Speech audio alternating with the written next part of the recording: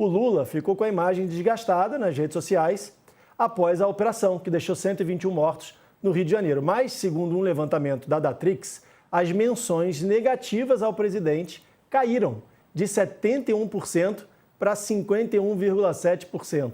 A informação é da colunista do jornal Folha de São Paulo, Mônica Bergamo. Pesou também, contra o Lula, a declaração recente de que traficante também era vítima de usuário, que causou estrago na imagem dele e precisou de uma resposta rápida para conter os danos. Aí dá para entender, eu queria perguntar para os dois, começando aqui pela Isabela, dá para entender o Carioca aprovar a operação, mais da metade aprovar a operação, e as menções, operação que não teve apoio do governo federal, isso tem que ficar claro, mas as menções negativas ao Lula caírem nas redes sociais? Dá para entender isso? Eu acho que dá, apesar de ser difícil, né? Eu acho que dá. Eu diria basicamente o seguinte: claro que a declaração do Lula, isso foi unânime, né? O próprio governo, enfim, a equipe do governo tentou, de uma certa maneira, reverter, porque a declaração ela é equivocada em vários aspectos, né? Do ponto de vista técnico, do ponto de vista político, foi uma declaração muito ruim em relação à questão dos traficantes serem vítimas dos usuários. Isso é problemático em muitos níveis. Isso já começou a ter um desgaste, só que eu acho que esse desgaste ele foi relativamente revertido, e aí vale a gente lembrar o seguinte: a esquerda acaba sendo enquadrada, né, com, digamos, a ideia de que defender direitos humanos é defender bandido, enfim, a gente tem esse jargão e essa ideia. Ou então a ideia de que a esquerda, enfim, quando frente a desafios da segurança pública, não faz nada, né, se exime e acaba não dando nenhuma resposta. Só que o que acontece? Eu acho que o governo foi rápido em oferecer pelo menos duas respostas, né? Eu acho que a primeira é de dizer, olha, já existe um projeto, né? Já existe uma mudança constitucional, a PEC da segurança pública, seria uma resposta, inclusive, para combater com mais inteligência, com mais articulação e mais efetividade essas questões relacionadas ao crime organizado. E aí, enfim, o governo federal não começou a falar agora sobre questões do crime organizado, recuperou também uma ação que envolvia, entre outras coisas, a Polícia Federal, que é aquela ação que aconteceu em São Paulo, em que o PCC, a gente teve a infiltração, né, e a investigação da infiltração do PCC em diferentes áreas, né, dos setores do mercado financeiro, né, do que a gente chama aqui em São Paulo da Faria Lima, entre outras coisas, desde cadeia que envolvia posto de gasolina à padaria, né, passando por motéis. Então, ou seja, a gente teve isso, e essa operação, no caso de São Paulo, ela foi muito bem sucedida. Ela tem sido tomada como um exemplo de operação que não teve derramamento de sangue e ela acabou sendo efetiva com resultados importantes do ponto de vista de entender e desarticular o crime organizado. Então, isso é um ponto. Então, acho que tem, digamos, uma certa questão de lembrar uma entrega, digamos assim. Então, ou seja, o governo federal não começou a falar disso agora.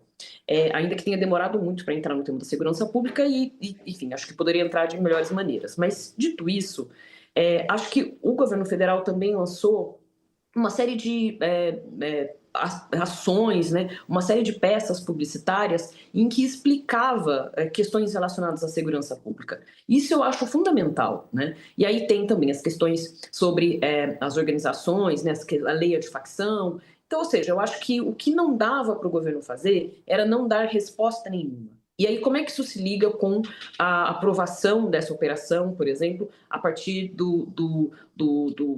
das pessoas que moram nas áreas de favela, a partir do Rio de Janeiro, a partir do estado do Rio de Janeiro como um todo? É que, basicamente, a população está sedenta de respostas.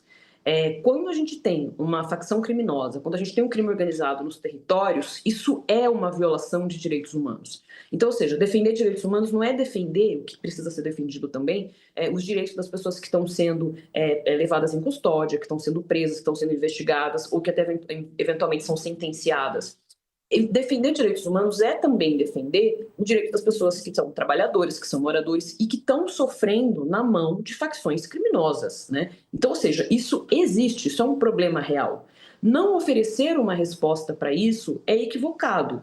O que a gente está discutindo a gente está vendo ações, e isso quem está dizendo não somos só nós aqui lidando com esse debate, é unânime entre especialistas de segurança pública que essa operação no Rio de Janeiro ela teve um custo elevadíssimo do ponto de vista social, do ponto de vista de vidas, do ponto de vista econômico, do ponto de vista de impacto, para um retorno que ele foi muito pequeno e muito pouco efetivo no sentido de melhoria e desmantelamento do crime organizado. Então, eu acho que esse é o ponto. Acho que o governo foi rápido o suficiente para, pelo menos do ponto de vista da comunicação, dizer que tem ações. Agora, essas ações, claro, não são suficientes, precisa mais, e eu acho que é aí que se liga dessa, digamos, duas coisas, né? A população quer respostas, a população quer ações, porque ninguém aguenta mais conviver, principalmente nesses territórios, com o crime organizado. Tá certo. Para você que está na televisão, nos assistindo pela TV, não saia daí porque o All News volta já já. Para você que está no YouTube, fica com a gente aqui porque eu quero saber a opinião do Ricardo também. Ricardo, o que você acha disso? Dá para explicar essa queda nas menções negativas ao Lula depois disso tudo? Olha, tem sido fácil falar depois da Isabela, né? Porque boa parte das questões ela já aborda muito bem. Eu acho que é exatamente isso que aconteceu. No primeiro momento, a impopularidade, vamos dizer assim, do presidente Lula estava muito vinculada àquela frase que foi uma frase infeliz. O próprio presidente Lula, logo em seguida, pediu desculpas e argumentou que não tinha se expressado bem. É óbvio que os traficantes não são vítimas dos usuários de drogas. Entretanto, talvez até por conta dessa gafe, a gente falou muito pouco do que motivou a fala do Lula. E essa motivação ela é bastante justa e bastante precisa. O Lula estava falando sobre isso num contexto em que ele abordava a possibilidade de uma intervenção militar na Venezuela. E a gente sabe que o Donald Trump está usando isso como argumento de um suposto traficantes na Venezuela e que isso seria um motivo para intervir nesse país. E o Lula falou isso porque ele sabe que os principais consumidores, sobretudo de cocaína, estão nos Estados Unidos. Então, se os Estados Unidos efetivamente quiserem fazer alguma coisa para combater o narcotráfico, eles têm que agir primeiro internamente e não aqui na América do Sul. Então, acho que era essa a intenção por trás da frase do presidente Lula, só que, infelizmente, por conta dessa gafe, a gente acabou falando muito menos sobre as motivações verdadeiras e muito mais sobre o tema em si, e ele foi justamente criticado por isso. Entretanto, me parece que a comunicação do governo ela acertou um pouco de uns meses para cá.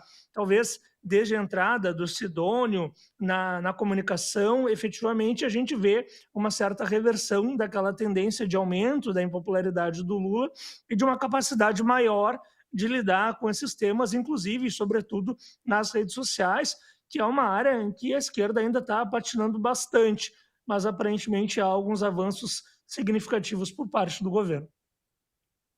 Isabela, o que você acha, Isabela, da PEC da segurança? O que vai acontecer daqui para frente? Queria que você fizesse uma avaliação. Vai ter, eles estão querendo aprovar com urgência, a oposição quer barrar, enfim, o que acontece daqui para frente na tua avaliação?